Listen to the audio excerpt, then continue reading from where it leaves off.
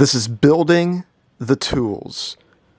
And this is the second phase in the series, with the first phase being a three-part series on hammers.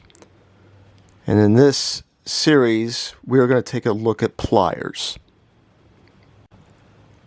Pliers Part A.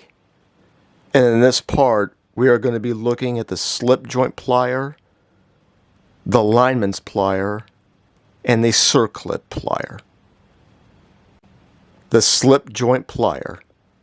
Slip joint pliers have a pivot point or a fulcrum that allow the user to turn the pivot to either widen or narrow the tool's grip size.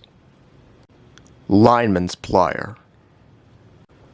Lineman's plier, also known as Klein's, linesman, side cutting, and combination, are used by lineman workers, electricians, and tradespeople that help these workers to grip, twist, bend, and cut wire cable and small metal components. Circlip plier. The circlip plier is used to fit and remove retaining rings. To note, a retaining ring keeps components fastened to a shaft, and a shaft is a device that transmits mechanical power. This concludes Pliers Part A.